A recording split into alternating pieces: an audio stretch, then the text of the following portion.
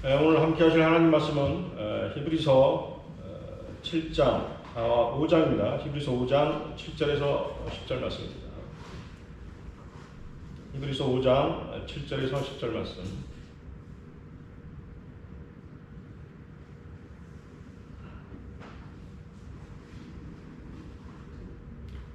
찾으셨으면 제가 받들어 읽겠습니다.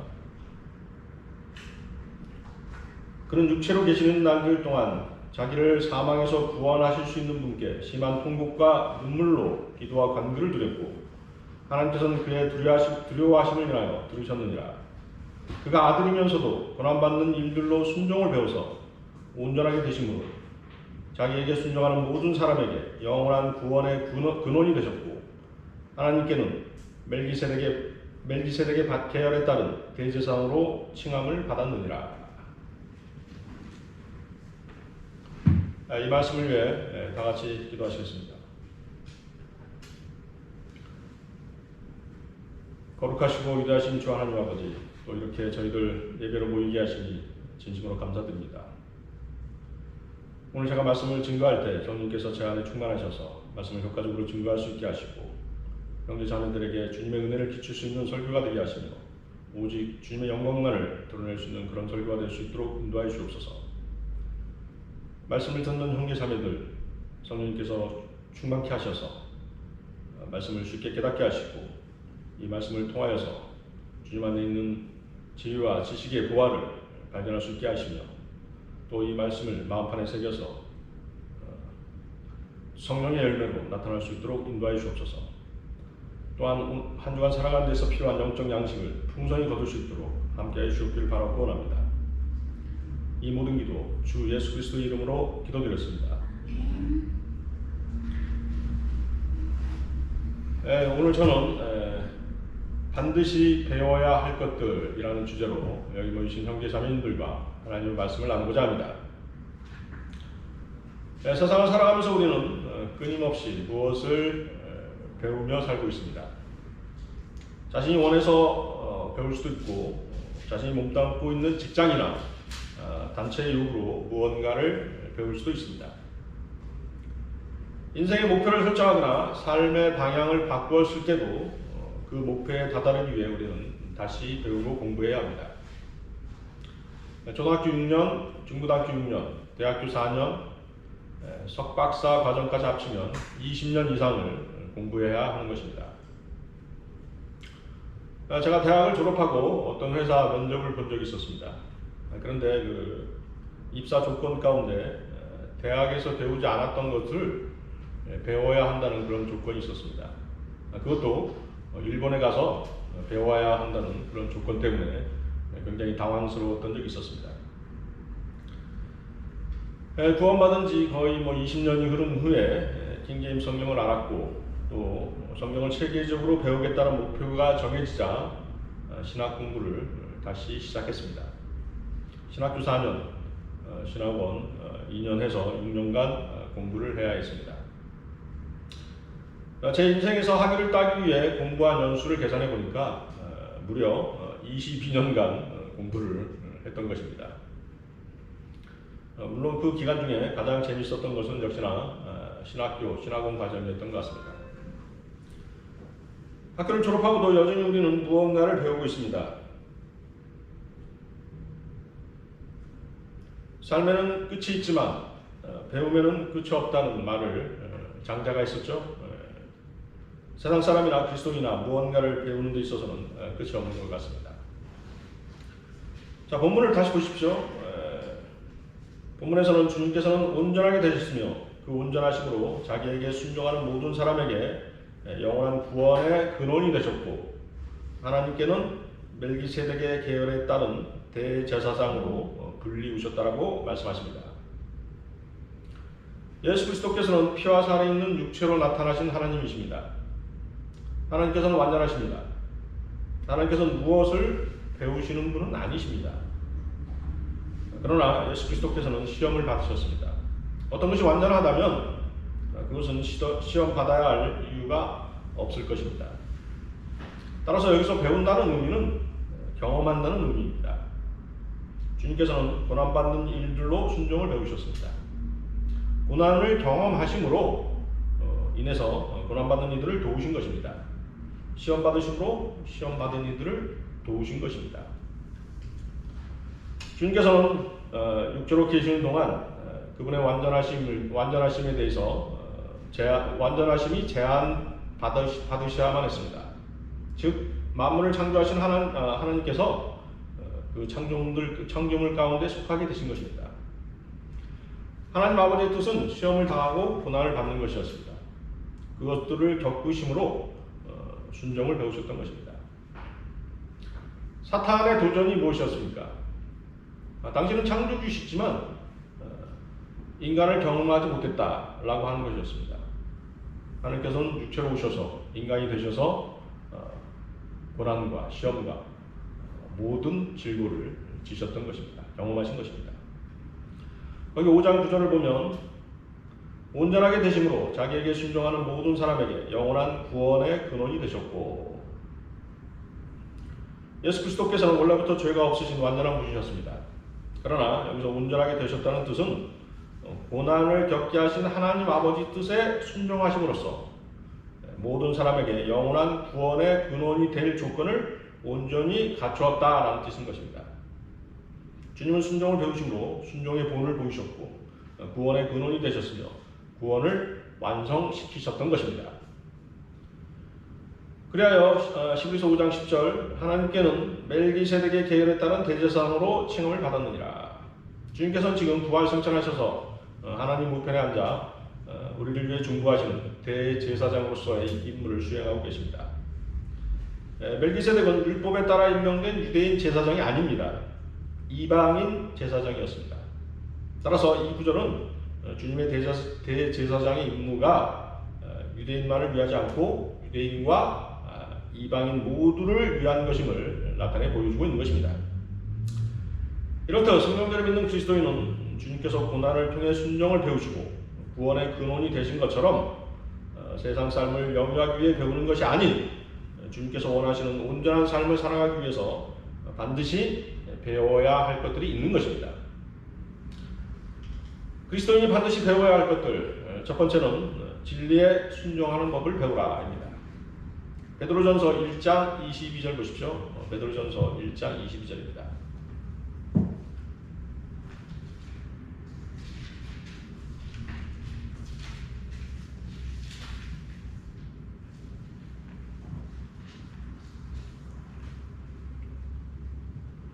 베드로전서 1장 22절 너희가 성령을 통하여 진리에 순종함으로써 너희 혼들을 정결케 하여 가식 없는 형제 사랑에 이르렀으니 순결한 마음으로 서로 뜨겁게 사랑하라.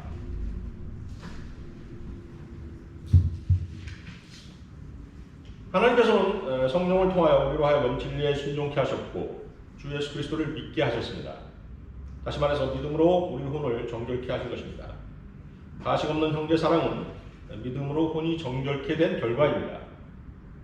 구원받은 결과라는 뜻입니다. 하나님께서는 성령을 통하여 이 모든 일련의 일들이 우리에게 일어나도록 역사하신 것입니다. 그러므로 순결한 마음으로 서로 뜨겁게 사랑하라고 베드로는 우리에게 당부하고 있는 것입니다. 어떤 사람이 형제자매들을 위하고 섬기고 사랑한다면 그것이 그리스도인으로 거듭난 증거인 것입니다. 자신이 하나님의 자녀로 새롭게 태어났다면 다른 그리스도인들과 함께 하나님의 말씀을 듣기 위해 모이고 하나님께 경배드리고 형제 자매들과 교제를 나누고 가식 없는 형제 사랑으로 자신이 거듭났음을 입증할 수 있어야 되는 것입니다. 지체들에 대한 사랑은 정결한 혼에서 우러나오는 가식 없는 사랑이며 순전한 사랑이고 또 뜨거운 사랑입니다. 만약 자신에게 이런 사랑이 엿보이지 않는다면 자신이 과연 하나님의 자녀로 새롭게 태어난 그리스도인인지 스스로 점검해 보아야 하는 것입니다. 자신이 그리스도인이라고 하면서 하나님의 사랑에 대해서 오해하고 있는 많은 사람들이 있습니다. 그리스도인들은 세상을 사랑하지 않고 세상 사람들 또한 사랑할 수 없는 사람들입니다. 갈라디아서 6장 14절은 그러나 나에게는 우리 주 예수 그리스도의 십자가 외에는 결코 자랑할 것이 없나니 그로 인하여 세상이 나에게 십자가에 못 박히고 나도 세상에 그러하니라. 나에게 십자가에 못 박히고 세상이 나에게 십자가에 못 박혔습니다. 그리고 나도 세상에 십자가에 못 박힌 것입니다. 자, 십자가는 무엇을 의미한다고 그랬습니까? 죽음을 의미합니다. 세상이 나에게 십자가에 못 박혔다는 것은 무엇입니까? 세상이 죽었고 하나님의 진노 아래 있다는 것입니다. 하나님의 진노 아래 있다는 얘기는 하나님의 심판 아래 있다는 뜻이고 결국 그들은 멸망으로 들어가게 되는 것입니다. 자, 우리가 구원받을 때 우리는 그리스도와 함께 십자가에 못 박혔던 것입니다. 세상과 성별했던 것입니다. 세상과의 관계가 끊어진 것입니다. 따라서 구원받지 못한 죄인들은 마귀의 자녀들입니다. 그런데 거듭난 그리스도인은 하나님의 자녀입니다. 그렇기 때문에 거듭난 그리스도인이 마귀의 자녀들을 사랑한다는 것은 있을 수 없는 일입니다. 마귀의 자식들은 하나님과 원수지간인 것입니다. 야고보서 4장 4절을 보면 너희 간음하는 남자들과 간음하는 여자들아 세상과 친구되는 것이 하나님과 원수되는 것임을 알지 못하느냐? 그러므로 누구든지 세상의 친구가 되고자 하는 자는 하나님의 원수가 되느니라. 자, 이 말씀은 그리스도인이 세상에 대하여 증오에 불타거나 원수들에게 저주를 퍼부수라는 그런 뜻이 아닙니다. 하나님께서는 죄인들에게 자비와 은혜를 베푸시고 허물과 죄를 묻지 않으시며 선하게 인도하셔서 주 예수 그리스도를 믿고 구주로 영접할 수 있는 기회를 항상 열어놓고 계신 분이십니다. 엄밀한 의미에서 여러분들이 죄인들을 구령해서 그리스도께로 이겨오는 것은 그들을 사랑해서가 아니라 하나님을 사랑하기 때문입니다. 그리스도인들은 죄인들을 그리스도께로 인도해서 구원받고 거듭나게 한 다음에 그들을 사랑하는 것입니다. 곧 성경에서 말씀하시는 형제 사랑은 구원받게 한 다음에 뜨겁게 사랑하는 것입니다. 가족 중에 구원받지 못한 사람이 있다면 너무도 안타깝고 속상한 일인 것은 분명한 사실입니다. 그러나 육신의 정으로야 당장이라도 구원받게 하고 싶지만 인력으로는 안 되는 것입니다. 바울 사도도 자신의 골육 지친들이 있는 유대인들이 십자가의 원수로 행하는 것에 대해 얼마나 가슴 아파했고 눈물로 슬퍼했는지 모릅니다. 자, 여러분들 한번 생각해 보십시오. 바울만큼 열심히 율법을 준수했던 사람이 어디 있습니까? 그런 사람이 갑자기 돌변해가지고 예수 그리스도를 믿어야 된다라고 얘기한다면 사람들이 어떻게 받아들이겠습니까? 자, 우리 여기 앉아있는 형제 자매님들 중에도 그런 분이 계시지 않습니까? 옛날에 자기가 이 교회만큼은 내가 평생 열심히 믿어야 되는 교회다라고 생각하고 자녀들도 데리고 가고 또 아내도 데리고 가고 친지들한테도 소개해서 그 교회를 다니게 했는데 어느 날 알고 보니까 킹제임스 성경이 있었고 가장 정확한 모호한 진리들이 있다는 사실을 알게 되자 어떻습니까? 그 이단교회에서 나와야 했던 것입니다. 그런 다음에 킹제임스 성경만이 하나님께서 유일하게 보존된 성경이다. 내가 지금까지 다녔던 교회는 가짜였고 이단교회다라고 형제자매들에게 또 친지들한테 얘기하면 친지들의 태도가 어떻겠습니까? 아들딸들의 태도가 어떻겠습니까? 황당한 겁니다, 사실은. 아니, 아버지 말을 믿고 내가 그 교회 다녔는데 지금에 와서야 그 교회가 잘못됐고 이단이라고 한다면 얼마나 황당한 일이겠습니까? 다시 진리를 찾아 나서서 킹제임스 성경을 봐야 되고 우리는 하나님께서 우리에게 무한 진리를 보여주셨기 때문에 그 진리를 따라야 된다고 아들딸들에게 얘기하면 아들딸들이 어떻게 했냐고요? 당장 아버지를 따라 나서지 않는 것입니다.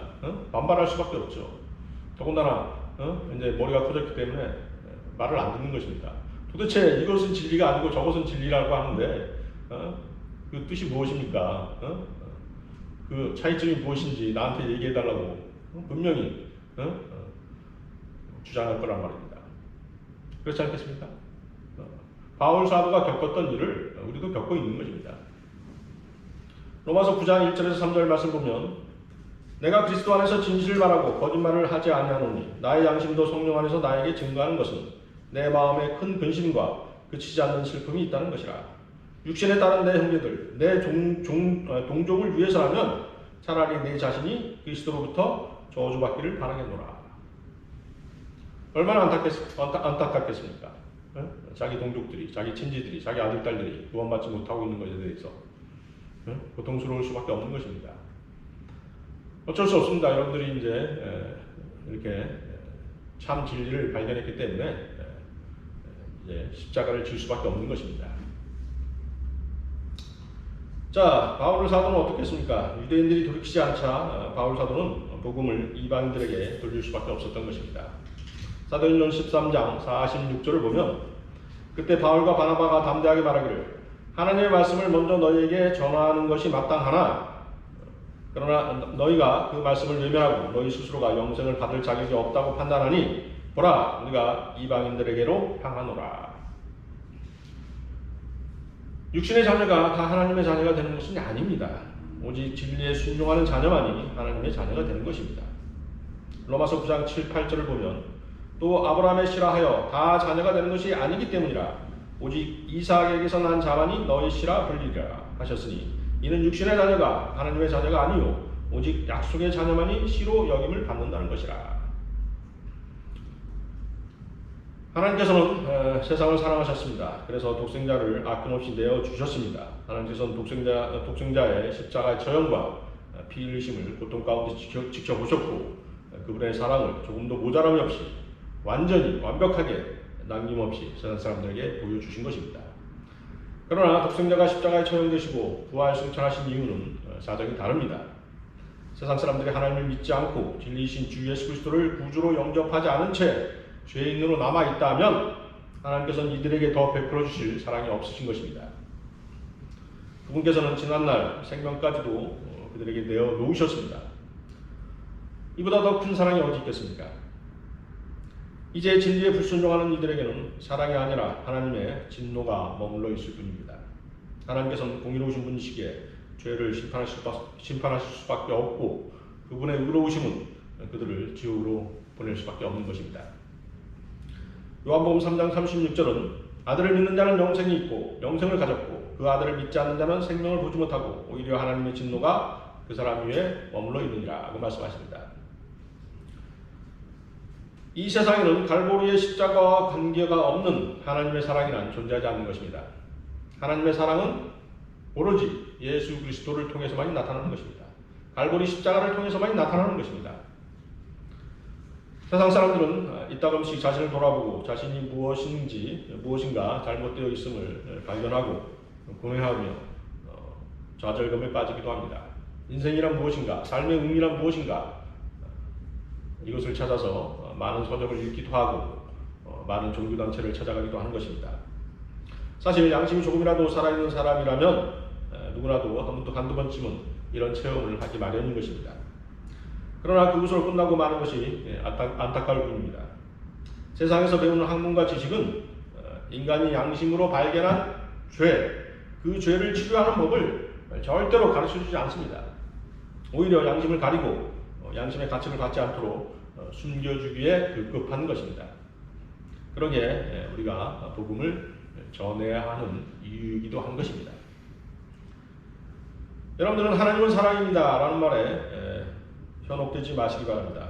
갈보리의 십자가를 가르치지 않고 또 하나님의 심판과 지옥을 경고하지 않는다면 그것은 진정한 사랑이 아닌 것입니다. 빌립보서 3장 18절은 내가 자주 너희에게 말하였고 지금도 눈물로 말하지만 많은 사람이 그리스도의 십자가의 원수들로 행하고 있느니라. 이 말씀은 구원받지 않은 사람들뿐만 아니라 구원받은 사람들도 십자가의 원수로 행하고 있다는 사실입니다. 구원받은 사람이 십자가의 원수가 되는 이유는 십자가를 잘못 적용하거나 십자가를 지지 않는다는 것입니다. 십자가를 잘못 적용해서 십자가를 욕되게 하는 대표적인 집단이 누구입니까? 예를 들자면 은사주의자들, 그렇죠? 그들이 있습니다. 무슨 부흥 집회니, 신유 은사니, 방언이니 하면서 진리를 오염시키고 있는 것입니다. 진리를 잘못 전하는 행태는 절대로 진리에 순종하는 것이 아닙니다.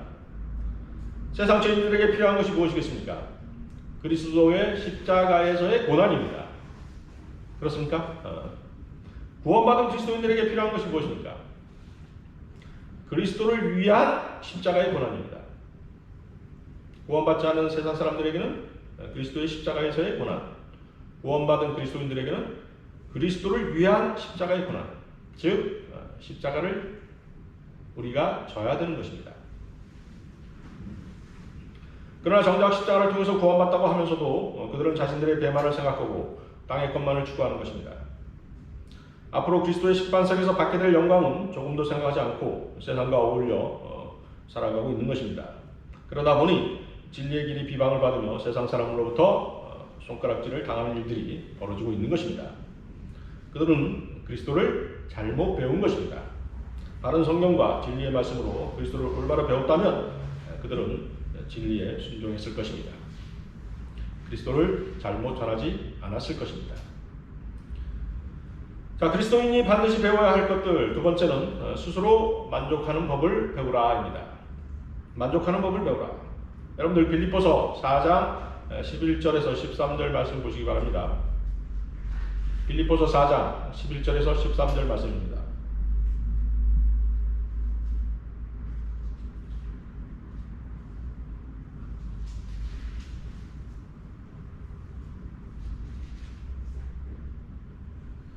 자, 빌립보서 4장 11절에서 13절 말씀. 내가 궁핍함으로 말하는 것이 아니니 이는 내가 어떤 처지에서도 스스로 만족하는 법을 배웠기 때문이라. 나는 비천에 처할 줄도 알고 또 풍부함에 처할 줄도 알며 모든 처지와 모든 일에 있어서 나는 배부름과 배고픔과 풍부함과 궁핍함을 다 배우노라. 내게 능력 주시는 그리스도를 통하여 내가 모든 것을 할 수 있느니라. 자, 11절에서 어떤 처지에서도 라는 말은 고린도후서 11장 23절 27절에 묘사된 바울의 고난을 가리킵니다. 여러분들 여기 잡고 고린도후서 11장 23절 27절 보시기 바랍니다.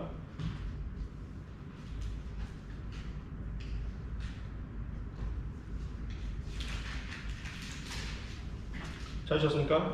고린도후서 11장 23절 27절.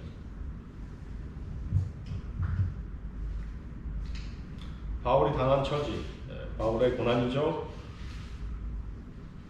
고린도후서 11장 23절에서 27절 말씀. 그들이 그리스도의 종이냐? 내가 어리석은 자같이 말하지만 나는 더욱 그러하다. 내가 더 많이 수고하였고 매도 헤아릴 수 없이 맞았고 더 빈번히 감옥에 갇혔고 죽을 고비를 여러 번 당하였으니 유대인들로부터 40에 하나 뺀 매를 5번이나 맞았고 3번 몽둥이로 맞았으며 1번은 돌로 맞았고 3번 파선을 당하였는데 하룻밤과 낯을 깊은 바다에서 보냈으며 여러 번 여행하는 중에 강의 위험과 강도의 위험과 동족으로부터의 위험과 이방인들로부터의 위험과 성읍에서의 위험과 광야에서의 위험과 바다에서의 위험과 거짓 형제들 가운데서의 위험을 당하였으며 수고하고 애쓰며 자주 깨어있고 배고프며 목마르고 자주 금식하며 춥고 헐벗었노라. 자, 그리스도인이 바울처럼 어떤 상황에서도 만족할 수 있다면 그런 영적으로 성숙한 상태에 있는 사람입니다. 그 영적 성숙함은 자신의 어려움을 이기고 인내하는 모든 일들을 진리를 전파하는 고귀한 목적에 두고 있기 때문에 생긴 것입니다. 한편으로 바울이 고난 가운데서도 만족하는 법을 배울 수 있었던 것은 그가 지닌 소망 때문이기도 했습니다. 그는 영광의 본향인 셋째 하늘에 다녀온 적이 있었습니다. 여러분들 고린도후서 그 12장도 한번 보십시오. 고린도후서 12장 2절에서 4절 말씀. 고린도후서 12장 2절에서 4절 말씀.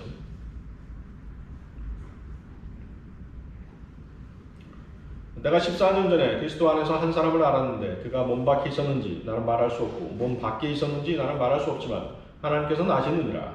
그 사람이 셋째 하늘로 끌려 올라갔느니라. 내가 이런 사람을 아노라. 그가 몸 안에 있었는지 몸 밖에 있었는지 나는 말할 수 없지만 하나님께서는 아시느니라. 그가 낙원으로 끌려 올라가서 말로 다 설명할 수 없는 말을 들었는데 그것은 사람들에게 말하도록 허락되지 않은 것이로다. 바울은 그가 본 셋째 하늘의 소망 때문에 하루라도 빨리 육신의 장막에서 벗어나고 싶어 했습니다. 그러나 성도들의 성장을 위해 잠시 더 이 땅에 머물러 있다고 말했던 것입니다. 빌립보서 1장 21절 24절이 그 내용입니다. 이는 내게 사는 것이 그리스도니 죽는 것도 유익함이라. 그러나 만일 내가 육신으로 산다면 이것은 내 수고의 열매니 무엇을 선택해야 할지 나는 아직 알지 못하노라. 내가 그 둘 사이에 끼어 있으니 내가 떠나서 그리스도와 함께 있을 욕망을 갖는 그것이 훨씬 좋으나 육신에 남아있는 것이 너희를 위하여 더욱 필요하리라. 작금의 그리스도인들의 가장 큰 문제점은 만족할 줄 모른다는 것입니다. 먹을 것과 입을 것이 있음에도 만족할 줄 모르는 것입니다. 혹자는 이렇게 말할지도 모릅니다. 어떻게 먹을 것과 입을 것만 가지고 세상을 살아갈 수 있느냐라고 반문하는 것입니다. 먹을 것, 입을 것 외에도 탈 것, 즐길 것, 투자할 것, 볼 것, 쇼핑할 것 등등 인간의 욕망은 결코 만족할 수 없는 것입니다. 이러한 육신의 욕망을 다 만족시키자면 무엇이 필요합니까? 물질이 필요합니다. 그러다 보니 작금의 세상 사람들은 돈의 노예로 살아가고 있는 것입니다. 그들이 바라는 것은 성공이고 그들이 원하는 것은 행복입니다. 그것이 세상 사람들의 최대 관심사인 것입니다. 세상 사람들은 그렇다 치더라도 그리스도인은 절대로 그런 욕망에 매몰되어 있으면 안 되는 것입니다. 세상 사람들이 부를 추구하고 물질에 의지해서 산다면 그리스도인들은 하나님의 은혜로 사는 사람들입니다. 그렇습니까? 그리스도인이 어느 날 갑자기 주님에 대한 감사와 찬양이 없어졌다면 그 사람에게 어떤 문제가 생긴 것입니다. 둘 중에 하나입니다. 첫째는 너무 물질이 풍부해서 하나님이 없어도 그냥 만족하면서 사는 것입니다. 아니면 너무 힘들어서 하나님을 원망하면서 사는 것입니다. 그 둘 중에 그 두 경우가 찬양과 감사가 없어진 경우입니다. 그러나 찬양과 감사가 없는 그리스도인은 살아있지만 죽은 그리스도인 것입니다. 자, 여러분들 빌립보서 4장 12절 다시 보십시오. 빌립보서 4장 12절. 나는 비천에 처할 줄도 알고 또 풍부함에 처할 줄도 알며 모든 처주와 모든 일에 있어서 나는 배부름과 배고픔과 풍부함과 궁핍함을 다 배우노라. 바울은 어떤 환경에 처해 있던지 간에 주 예수 그리스도께로부터 오는 은혜와 평강을 누리는 법을 배운 것입니다. 그 비결은 만족이었던 것입니다. 그 만족은 하나님께서 자신을 지으신 목적이 무엇인지를 깨닫는 데서 출발하는 것입니다. 나를 왜 하나님께서 창조하셨을까? 나를 왜 세상에 나오게 하셨을까? 그 목적, 하나님의 목적이 무엇인지를 찾아가는 과정에 있어서 여러분들이 구원을 받게 되면, 영이 거듭나게 되면 그때부터 남은 생애를 주님께 영광을 돌리며 살 때 그리스도인들은 진정한 만족을 누리며 살 수 있게 되는 것입니다. 주님의 뜻 가운데 살아가는 삶이 우리를 만족해 하는 것입니다. 13절 보십시오. 내게 능력 주시는 그리스도를 통하여 내가 모든 것을 할 수 있느니라. 많은 사람들이 암송하고 있는 정말이지 위대한 구절입니다. 그러나 암송은 할 줄 알지만 이 말씀대로 살아가지 못하고 있는 것이 작금의 그리스도인들의 현실인 것입니다. 내게 능력 주시는 그리스도를 통하여 내가 모든 것을 할 수 있느니라.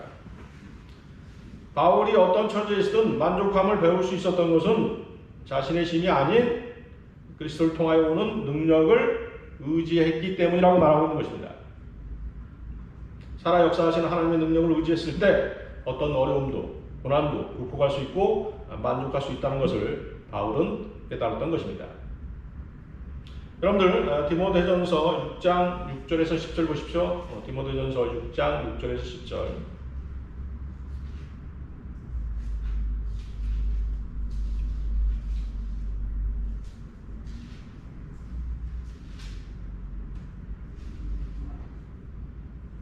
자, 디모데전서 6장 6절에서 10절 말씀입니다. 그러나 만족할 줄 아는 경건은 큰 이익이 되느니라. 우리가 세상에 아무것도 가지고 온 것이 없으며 아무것도 가지고 갈 수 없는 것이 분명하니 우리에게 먹을 것과 입을 것이 있으면 이것들로 만족할 것이니라. 그러나 부유하게 되고자 하는 자들은 유혹과 울무와 여러 가지 어리석고 해로운 정욕에 빠지리니 이는 사람들로 파멸과 멸망에 빠지게 하는 것이라. 돈을 사랑하는 것이 모든 악의 뿌리니 이것을 욕심내는 어떤 사람들이 믿음에서 떠나 방황하다가 많은 슬픔으로 자신을 찔러도다. 어떤 상태에 처하든지 만족할 줄 아는 사람, 즉 어떤 상태에 있든지 여전히 하나님과 교제 가운데 있고 하나님과 교제를 하나님과의 교제를 기뻐할 줄 아는 사람이 만족할 줄 아는 경건한 삶을 사는 사람임을 본문은 나타내 보여주고 계십니다. 그런 사람이 진정 행복한 사람인 것입니다. 그리스도인은 이 세상 삶을 혼자 살아가는 사람이 결코 아닙니다. 하나님과 동행하는 삶을 살아가는 사람이 그리스도인입니다. 그래서 그리스도인은 물질이 조금 부족하다 하여도 여전히 주님을 섬길 수 있는 것에 만족하고 하나님을 기쁘시게 해줄 수 있는 것에 만족하는 사람인 것입니다. 자신이 주님과 동행하는 삶을 살고 있다고 한다면 부족한 것이 무엇이 있겠습니까? 주님께서 모든 것을 공급해 주신다는 믿음 가운데 살아갈 수 있기 때문에 부족함이 없는 것입니다. 7절 보십시오. 우리가 세상에 아무것도 가지고 온 것이 없으며 아무것도 가지고 갈 수 없는 것이 분명하니. 욥도 비슷한 말을 했죠. 어떤 말을 했습니까? 욥기 1장 21절을 보면 내가 내 어미의 태에서 맨몸으로 나왔으니 내가 맨몸으로 그리 돌아가리이다. 주신 분도 주시오 빼앗아 가신 분도 주시니 주의 이름을 송축하나이다. 욥이 재난을 당했을 때 한 말입니다. 공수의 공수거란 말이 있죠. 사람은 빈손으로 왔다, 빈손으로 간다는 뜻입니다. 갈 때 모든 것을 뒤에 남겨놓고 가는 것입니다. 억만장자건 거지건 그들은 빈손으로 왔다, 빈손으로 가는 것입니다. 자, 6장 9절 보십시오. 그러나 부유하게 되고자 하는 자들은 유혹과 올무와 여러가지 어리석고 해로운 정욕에 빠지리니 이는 사람들로 파멸과 멸망에 빠지게 하는 것이라.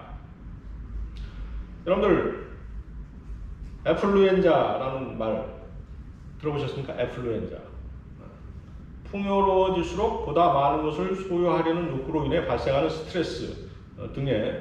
스트레스나 무력감 등의 질병을 말합니다. 애플루엔자. 자, 애플루엔자는 애플런스와 인플루엔자의 합성어입니다. 애플런스는 뭐예요? 풍요로움이죠. 인플루엔자, 독감 바이러스, 인플루엔자 들어보시죠? 그러니까 뭡니까? 풍요로운 질병. 한마디로 부자병입니다. 네? 부자병. 그러니까 부자병이라고 하는 것은 부하면 부할수록 더 욕심이 많아지는 병입니다. 그런데 이 부자병은 가지면 더 가지고 싶은 마음 때문에 마음에 평안이 없다는 특징이 있습니다. 그래서 만족감은 부와 반비례하는 것입니다. 그렇습니까? 그렇지 않은 사람도 물론 있을 수 있는지 모르겠습니다만.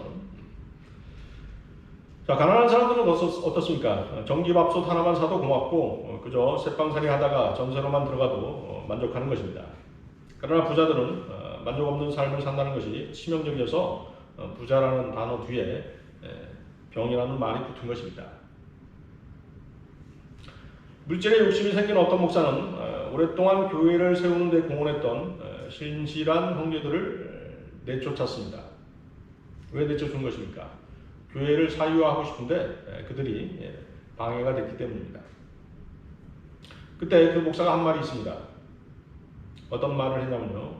자신이 기도를 해주어서 성도들이 기도 응답을 받을 수 있었고 그 감사함으로 교회가 이렇게 성장되었다라고 주장한 것입니다. 그 말인즉슨 교회에 낸 감사헌금은 내가 기도해서 내게 되었으므로 내 지분이 들어있다라는 아전인수격으로 그런 논리를 성립시킨 것입니다. 그 목사는 부자병에 걸린 것입니다. 부자병은 백약이 무효인 병입니다.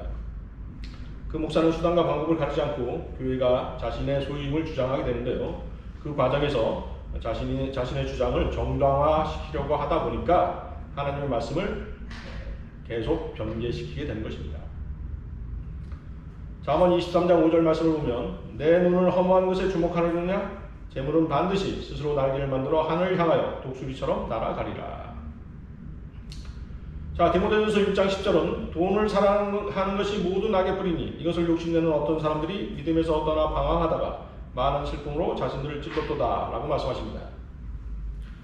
돈은 세상을 살아가는 데 필요한 수단일 뿐입니다. 그러나 돈이 삶의 목표가 되어서는 안 되는 것입니다. 돈이 목적이 되면 일어나는 일들은 믿음과 양심이 파괴되고 사랑을 실천하는 일이 불가능해지는 것입니다. 흔히 하는 말이 있습니다. 돈에 눈이 어두워졌다. 맞는 표현입니다. 그렇죠? 올바른 분별 능력을 상실하게 되는 것이기 때문입니다. 돈 때문에 많은 소중한 것들을 잃어버리는 어리석은 사람이 있는 것입니다. 교회를 사유한 그 목사는 돈보다도 훨씬 귀중한 많은 신실한 형제 자매들을 잃어버린 것입니다. 무엇보다도 돈 때문에 영적 분별력을 잃어버려서 하나님의 말씀을 거짓말로 바꿔버린 것입니다. 부는 결코 그 사람을 만족시키지 못합니다. 부를 추구하는 사람은 이기적인 마음을 갖게 되고 쓸데없는 경쟁심을 부추깁니다. 물질이 주는 만족함은 일시적인 것입니다. 평안보다는 물질에 대한 염려로 잠 못 드는 밤이 더욱 많은 것입니다. 물질에 대한 욕심은 믿음과는 반대로 사람을 죄의 길로 또 쾌락의 길로 인도해서 사람을 타락하게 만드는 것입니다. 특히 그리스도인들은 물질에 대한 욕심으로 잘못된 목표에 눈을 둠으로써 믿음을 잃어버리고 하늘의 상급을 잃어버릴 수 있는 것입니다. 그리스도인이 물질을 가장 잘 쓰는 방법은 하나님의 영광을 위해 쓰는 것입니다. 형제 자매들을 위해 쓰는 것입니다. 그것이 하늘의 보화를 쌓아놓는 방법인 것입니다. 미국의 대부호 가운데 하워드 휴즈라는 사람이 있었습니다. 하워드 휴즈는 젊은 나이에 엄청난 재산을 모아서 주위 사람들의 부러움을 샀습니다. 요즘 세계적으로 명성을 날리고 있는 할리우드 영화도 하워드 휴즈가 기획한 것이었습니다. 또 최고의 인기를 누리고 있는 뉴욕 브로드웨이 연극과 뮤지컬 사업 역시 하워드 휴즈에 의해 상업적인 성공을 거두기 시작한 분야입니다. 여기에다가 미국 최대의 텔레비전 방송국 가운데 하나인 ABC 방송국과 TA 항공사의 지분까지 소유한 그는 가장 젊은 나이에 그리고 가장 짧은 시간에 미국의 대재벌로 급부상한 사람이 되었습니다. 그런 그에게 어느 날 기자가 찾아와서 이렇게 물었습니다. 사람이 행복해지려면 얼마나 돈을 벌어야 된다고 생각하십니까? 라고 물은 것입니다. 하워드 휴즈가 뭐라고 대답했는지 아십니까? 무조건 지금보다 더 가져야 행복합니다. 라고 대답한 것입니다. 하워드 휴즈는 많은 돈을 갖고도 결코 만족하지 못했던 사람입니다. 그가 남긴 유산은 당시로서도 천문학적인 금액이었습니다. 물론 그는 자신이 벌어들인 돈을 한 푼도 가지고 가지 못했습니다. 그의 장례식 때는 그의 인생이 사람들의 눈에 어떻게 비쳤는지 그의 장례식에 참석한 사람이 10명도 안 됐다고 합니다. 존경받지 못한 것이죠. 자, 그리스도인이 반드시 배워야 할 것들 세 번째는 하나님 두려워하기를 배우라. 여러분들 신명기 31장 보십시오. 신명기 31장 10절에서 13절 말씀입니다. 신명기 31장 10절에서 13절 말씀.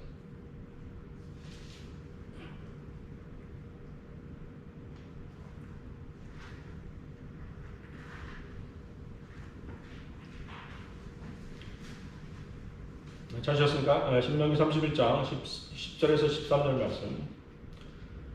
모세가 그들에게 명령하여 말하기를 매 7년의 끝에 면제의 해의 엄숙함 가운데 장막절에 온 이스라엘이 주 너의 하나님 앞 곧 그분께서 선정하실 곳에 나오면 너는 온 이스라엘 앞에 그들이 듣도록 이 율법을 읽을지니라. 백성을 모으되 남자와 여자와 아이들과 내 성군들 안에 거하는 내 타국인을 모으라. 그리하여 그들로 듣고 배워서 주 너희 하나님을 두려워하게 하고 이 율법의 모든 말씀을 지키게 하며 너희가 요단을 건너서 차지할 그 땅에 사는 동안 아무것도 모르는 그들의 자손들로 듣고 주 너희 하나님을 두려워하는 것을 배우게 하라 하더라. 주 너희 하나님을 두려워하는 것을 배우게 하라 하더라. 사람이 하나님을 무조건 두려워할 수는 없습니다. 무슨 근거로 하나님을 두려워하라는 것입니까? 잠깐의 세상은 하나님의 존재조차도 인정하지 않는 세상입니다. 경천애인이란 말이 있습니다. 하늘을 숭배하고 인간을 사랑하라는 뜻입니다. 옛사람들도 하늘에 어떤 절대자가 계실 것이라고 막연하게 생각한 것입니다. 그래서 하늘, 곧 하나님을 공경하라고 말하고 것입니다. 사실은 하나님은 아니죠. 그렇죠? 하느님입니다. 하느님, 하늘님. 우리나라 애국가에 이런 가사 있죠? 하나님이 보호하사. 원래 하나님이 보호하사가 맞아요. 근데 이제 기독교가 아닌 사람들이 반대했지 않습니까? 하나님이 아니다. 왜 기독교인을 위해서 하나님이라는 단어를 쓰느냐? 하느님이다. 하느님으로 하자. 그렇게 해서 하느님 된 거예요. 하느님. 아시겠습니까? 얼마나 좋은 가사입니까? 우리나라 가사에 하나님이 보호하사, 우리나라 만세. 이거만큼 좋은 가사가 어디 있습니까? 근데 이제 지금 어떻게 정권이 바뀌니까 이 애국가 가사 바꿔야 된다. 애국가 바꿔야 된다. 그런 주장도 하지 않습니까? 왜? 이 애국가 지은 사람이 친일파였다. 그러니까 다 갈아엎어야 된다. 이렇게 주장하는 것입니다. 근데 그 가사가 얼마나 좋습니까? 우리나라가 진짜 이렇게 잘 보호받고 있는 이유가 바로 그 가사 때문이라는 생각을 하게 됩니다. 저는. 하나님이 보호하사, 우리나라 만세. 하나님이 들어가 있는 가사가 있는 국가, 그 나라들이 다 축복받고 있는 것이에요. 미국 국가 보세요. 거기 어떤 말이 있습니까? In God is our trust. In God is our trust. 그 가사가 들어있어요. 무슨 뜻이에요? 하나님 안에 우리 믿음이 있다. 얼마나 심오한 가사입니까? 하나님 안에 우리 믿음이 있다. 정확한 가사죠?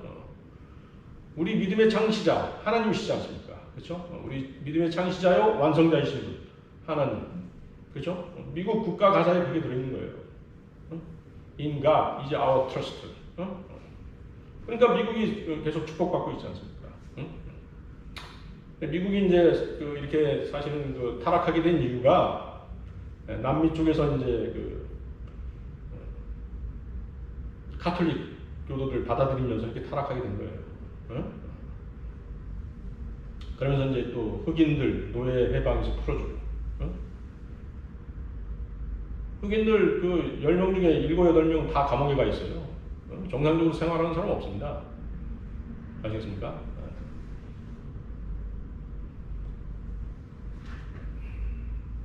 자, 그래서 무슨 말을 했었죠? 자, 뭐 정치 내인 뭐 이런 말 근사하게 그럴듯하게 하지만 하나님을 공경하는 마음이 생기려면 하나님이 어떤 분인지 알고 배워야 하는 것입니다. 그렇지 않겠습니까? 거기 신명기 31장 12절 그 순서를 보십시오. 순서가 나와 있죠. 31장 12절 어떤 순서입니까? 그리하여 그들로 듣고 배워서 주 너희 하나님을 두려워하게 하고 이 율법의 모든 말씀을 지키게 하며. 자, 순서 어떤 순서입니까? 듣고 배우고 두려워하게 하고 지키게 하라. 그 순서죠. 먼저 말씀을 듣고 하나님이 어떤 분이신지를 알아야 합니다. 그리고 성경을 공부해서 하나님께서 어떠한 일을 하셨고 하나님의 본성이 어떤 분이신지 배워야 하는 것입니다. 그래야 하나님을 두려워하는 마음이 생기는 것입니다. 율법을 지킨다는 것은 말씀에 순종하는 것입니다. 하나님을 두려워하는 마음이 생겼을 때 비로소 말씀에 순종할 수 있는 것입니다. 여러분들 잠언 보십시오. 잠언 2장 1절에서 8절 말씀입니다. 잠언 2장 1절에서 8절 말씀.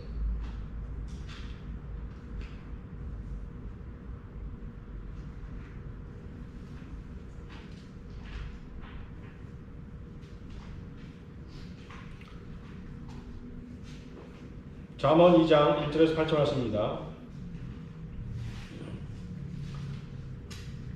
내 아들아, 내가 내 말들을 받고 나의 계명들을 내 안에 간직하여 내 귀를 지혜에 기울이며 내 마음을 명철에 두고 정녕 내가 지식을 구하려고 소리지르며 명철을 위하여 내 목소리를 높이고 돈을 구하듯이 지식을 구하며 숨겨진 보물들을 찾듯이 명철을 찾는다면 내가 주의 두려움을 깨달을 것이요 하나님의 지식을 발견하리니 주께서 지혜를 주시고 그의 입에서 지식과 명철이 나오느니라. 그는 의로운 자들을 위하여 건전한 지혜를 마련해 주시며 정직하게 행하는 자들에게 방패가 되시고 공의의 길들을 지키시며 자기 성도들의 길을 보존하시느니라. 자, 1절에 내 아들아 라고 하는 표현은 잠언의 저자인 솔로몬의 아들일 수도 있지만 여기서는 구원받은 모든 그리스도인들을 향한 호칭으로 볼 수 있는 것입니다. 구원받은 그리스도인들은 모두 아들이 되는 것이죠. 33세 반에 예수님과 같은 남자의 몸을 얻기 때문입니다. 그리스도인으로서 성경을 읽는 사람은 누구든지 영적 진리와 지혜를 발견할 수 있는 것입니다. 자, 그리스도인들이라면 하나님의 말씀들을 소중히 다루어야 함은 물론이거니와 말씀을 받고 간직해야 합니다. 거기 그런 말씀 있죠? 말씀을 받고 계명들을 내 안에 간직하며. 그리스도인들은 하나님의 말씀을 통해서 믿음이 생기고 성장하며 하나님을 두려워하는 마음이 생겨 죄를 짓지 않는 것입니다.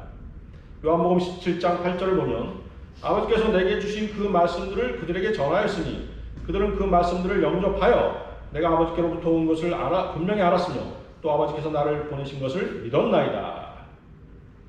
자, 하나님의 말씀을 듣고 그 말씀을 전해받고 그 말씀들로 인해서 주 예수 그리스도를 믿게 된 것입니다.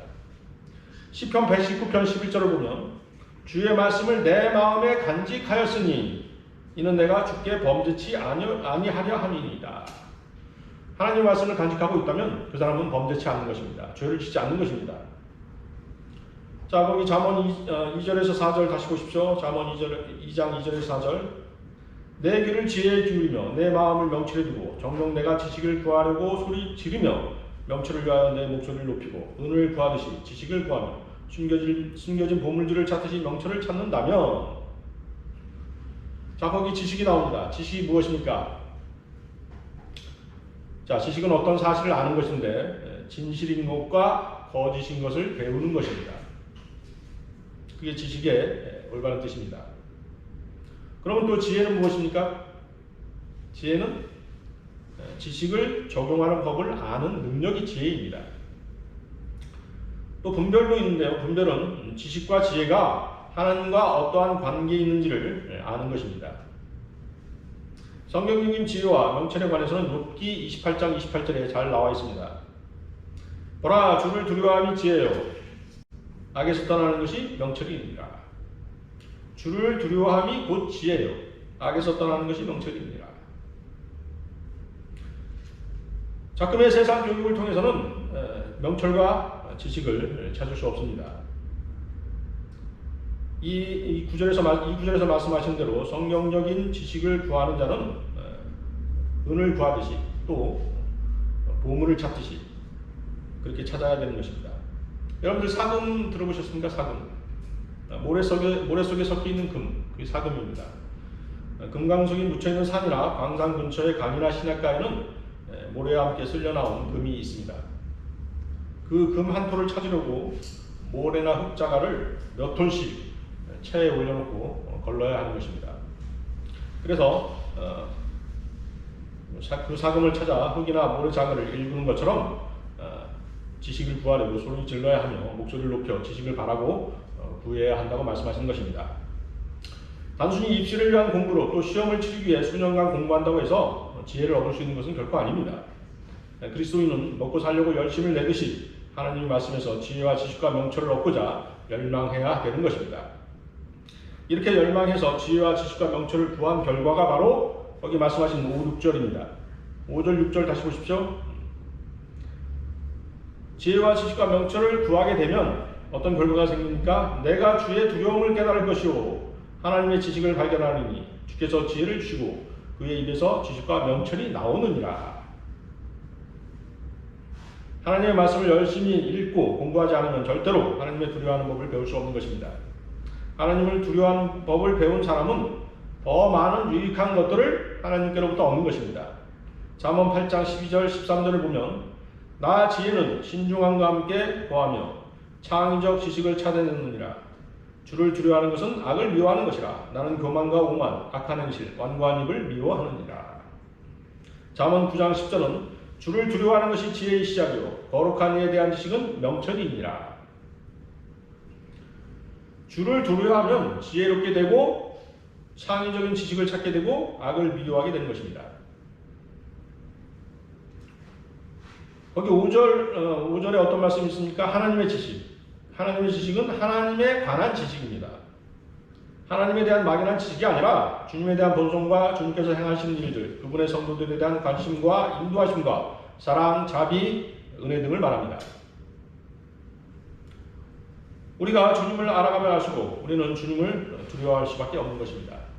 자, 성경은 참으로 신기한 책이죠. 알면 알수록, 공부하면 공부할수록 하나님을 두려워하는 마음이 커지게 되는 것입니다. 자, 이렇게 주를 두려워하는 마음을 가진 사람들에게 하나님께서는 자신을 계시하시는 것입니다. 진리를 보여주시는 것입니다. 여러분들 7절 다시 보십시오. 7절 잠언 2장 7절 그는 의로운 자를 위하여 건전한 지혜를 마련해 주시며 정직하게 행하는 자들에게 방패가 되시고. 하나님께서는 진정으로 자신을 두려워하는 사람들에게 한량없는 은혜를 베푸시는데 하나님께서는 그에게 지혜를 주시고 그 사람과 교제하시며 그를 악으로부터 보호해 주시는 것입니다. 아울러 하나님을 두려워하는 사람들은 지혜를 구하기 위해서 열렬히 기도하고 자신이 발견한 진리에 대해 하나님께 영광을 돌리며 하나님께서 깨닫게 하신 것을 실천하며 살아가는 것입니다. 8절 보십시오. 공의의 길들을 지키시며 자기의 성도들의 길을 보존하시느니라. 여기서 말씀하시는 성도들의 길은 1차적으로는 구약 성도들의 길이지만 성도들의 길을 보존한다는 의미에서는 신약 성도들에게도 충분히 적용할 수 있는 그런 구절인 것입니다. 여러분들 고린도전서 1장 8절 보시면 더욱 확실하게 알 수 있죠. 고린도전서 1장 8절 보십시오.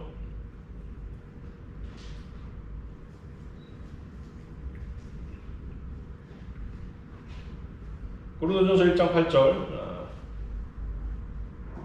또한 그분께서 너희를 끝까지 확고하게 지키시어 우리 주 예수 그리스도의 날에 책망할 것이 없게 하시리라.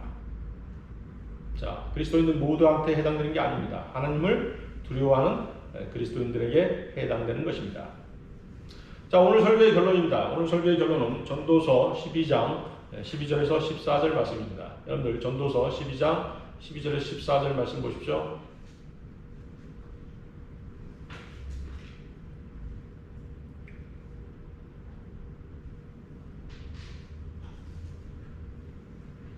찾으셨습니까? 전도서 맨 마지막이죠.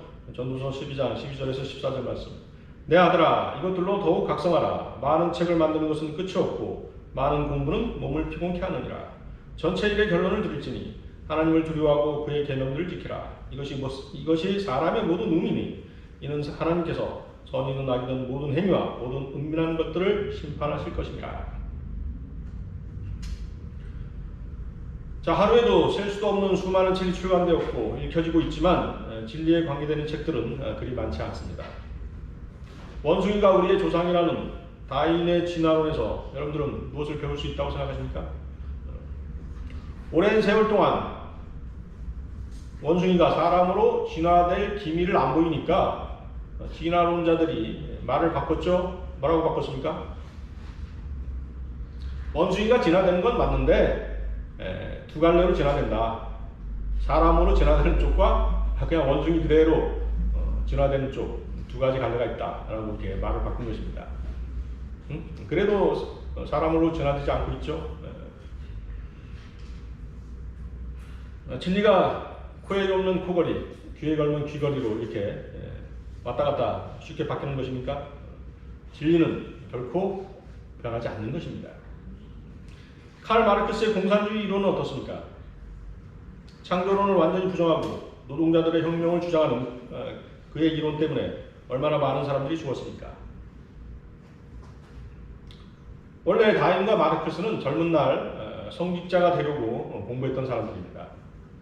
그런데 진리를 발견할 수 없게 되자 완전히 성령을 철저하게 거부하는 사람들로 태도를 바꾼 것입니다.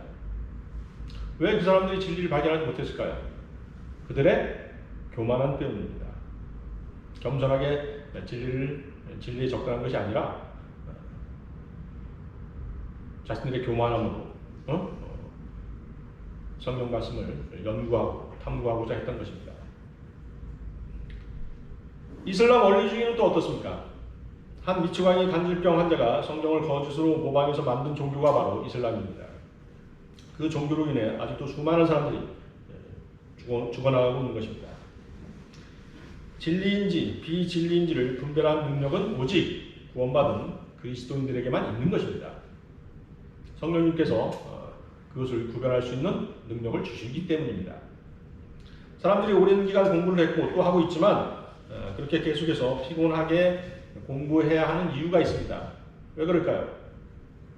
세상은 진리를 절대적으로 보지 않고 상대적으로 보기 때문입니다. 그래서 이 책 저 책, 이런 이론 저런 이론을 비교하고 분석하고 새로운 이론을 만들다 보니 평생을 공부해도 다 하지 못하는 것입니다. 말도 안 되는 이론이 있어요. 그렇지만 그것을 인정해 주는 것입니다. 그 사람의 연구 실적으로 인정해 주는 것이에요. 그러다 보니까 우리가 공부하다 보면 말도 안 되는 이론이 나와요. 그래도 이 사람의 상상력을 우리가 인정해 줘야 돼 라고 하게 되기 때문에 그 사람 이론도 공부를 해야 돼요. 말도 안 되는 것도 인정해 주고 공부를 해야 된다는 것입니다. 그러니 얼마나 피곤하겠습니까? 자, 12절 보십시오. 12절은 누가 한 얘기입니까? 전도서는 누가 쓴 것이죠? 이 세상에 살았던 사람들 중 가장 지혜로웠던 솔로몬 왕이 한 말입니다. 내 아들아, 이것들로 더욱 각성하라. 많은 책을 만드는 것은 끝이 없고 많은 공부는 몸을 피곤케 하느니라. 그러나 우리 그리스도인이 반드시 평생 배워야 할 것이 있는데 그것이 무엇입니까? 진리이신 주 예수 그리스도께서 말씀하신 그 진리는 평생 배우고 공부해야 하는 것입니다. 다 같이 기도하시겠습니다.